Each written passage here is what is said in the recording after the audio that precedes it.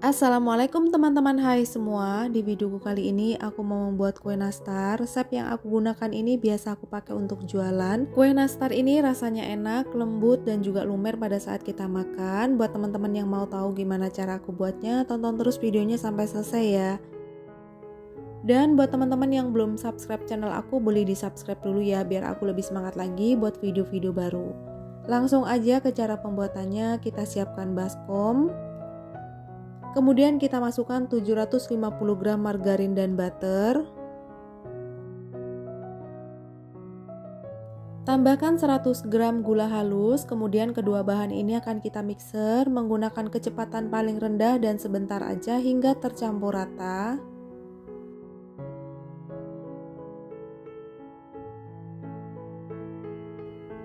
Kalau sudah tercampur rata seperti ini, kemudian kita matikan mixer, lalu akan kita tambahkan 6 butir kuning telur dan ini akan kita masukkan satu persatu sambil tetap kita mixer menggunakan kecepatan paling rendah.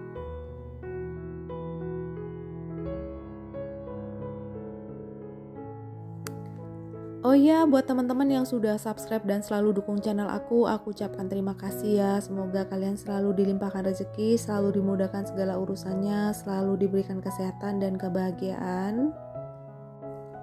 Kalau semua kuning telur sudah kita masukkan dan sudah tercampur rata, kemudian kita matikan mixer. Selanjutnya ini akan kita masukkan 2 saset susu bubuk. Tambahkan 100 gram tepung maizena. Kalau sudah, ini akan aku aduk hingga rata menggunakan spatula.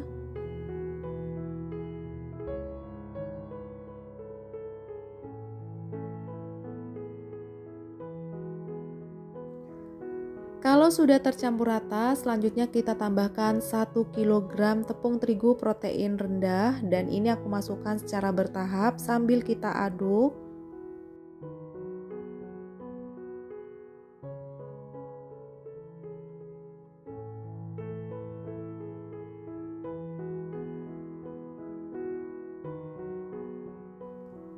Adonan kulit nastar ini sudah terlalu berat untuk kita aduk menggunakan spatula, jadi sekarang aku mau aduk menggunakan tangan aja. Dan ini aku masukkan tepung terigu tahap yang ketiga sambil kita aduk-aduk. Untuk mengaduk kulit nastar ini nggak perlu pakai tenaga ya, tidak seperti pada saat kita mau membuat donat atau mau membuat roti. Jadi cukup diuleni aja pelan-pelan. Kemudian kita masukkan sisa tepung terigu, ini aku masukkan semua. Aduk kembali hingga rata sampai adonan benar-benar kalis. Tandanya kalis pada saat kita pegang sudah tidak ada adonan yang menempel pada telapak tangan atau sudah tidak ada yang menempel pada baskom yang kita gunakan. Dan hasilnya seperti ini ya, ini mudah banget kita pulung dan tidak terlalu lembek, menurut aku ini takarannya sangat pas. Lalu untuk selai nanasnya ini aku buat sendiri, takaran resepnya nanti akan aku tuliskan di deskripsi box. Kemudian siapkan loyang, untuk loyangnya tidak usah diolesi dengan margarin karena menurut aku tidak perlu ya. Untuk takaran kulit nastar supaya sama rata, aku gunakan sendok takar seperti ini jika ditimbang sebanyak 8 gram. Kemudian untuk selai nanasnya juga aku gunakan sendok takar yang ukurannya kecil. Jika ditimbang kurang lebih 3 gram. Oke, kita akan bentuk nastarnya. Kita ambil satu peres adonan, kemudian aku pulung, lalu aku pipihkan, kemudian tengahnya aku letakkan isian selai nanas. Kemudian kita tutup rapat dan kita pulung kembali sampai permukaan berbentuk bulat dan halus seperti ini. Kemudian kita letakkan di atas loyang. Aku ulangi sekali lagi ya, kita ambil adonan dengan sendok takar sebanyak satu peres seperti ini. Kemudian ini akan kita pulung sebentar, lalu kita pipihkan. Kemudian letakkan isian selai nanas di atasnya, lalu kita tutup rapat. Setelah itu ini akan kita pulung hingga berbentuk bulat dan permukaannya halus. Kalau sudah, kita letakkan di atas loyang. Pada proses ini teman-teman jangan lupa sudah panaskan oven, setting oven menggunakan api atas bawah dengan suhu 130 derajat untuk yang menggunakan oven listrik. Dan untuk yang menggunakan oven tangkring juga sama, harus dipanaskan terlebih dahulu sebelum digunakan. Nah, ini semua sudah aku pulung dan sudah aku bentuk bulat.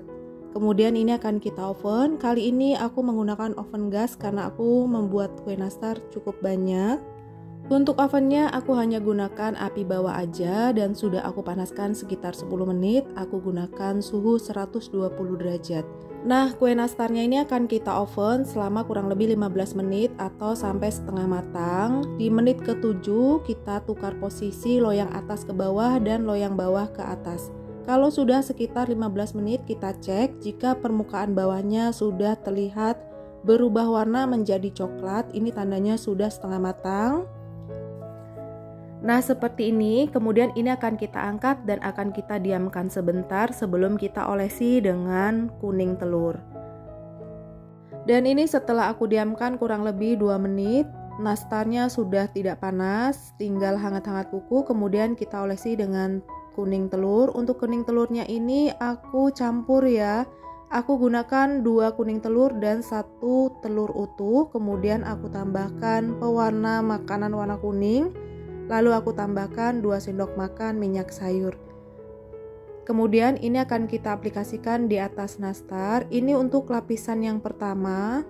Dan ini lapisan yang kedua. Aku hanya oleskan 2 kali aja. Kalau teman-teman mau lebih terlihat kuning dan glowing, boleh menggunakan olesan 3-4 kali.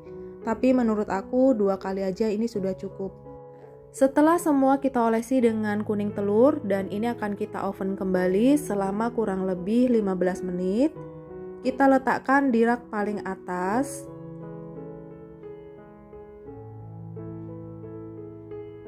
Kalau sudah, ini akan kita tutup dan akan kita diamkan sebentar.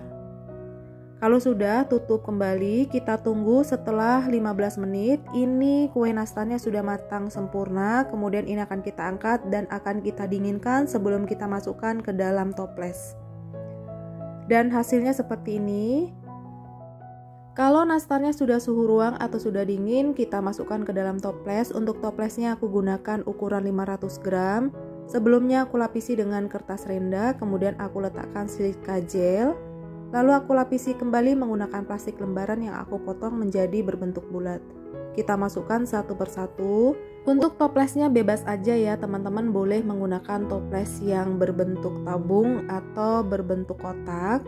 Kalau aku lebih suka dengan toples berbentuk bulat seperti ini karena permintaannya lebih banyak menggunakan toples bulat.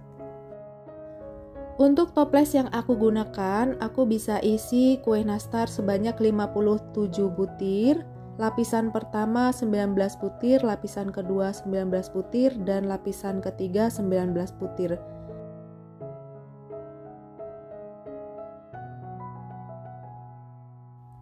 Dan hasilnya seperti ini setelah semua kita isi ke dalam toples.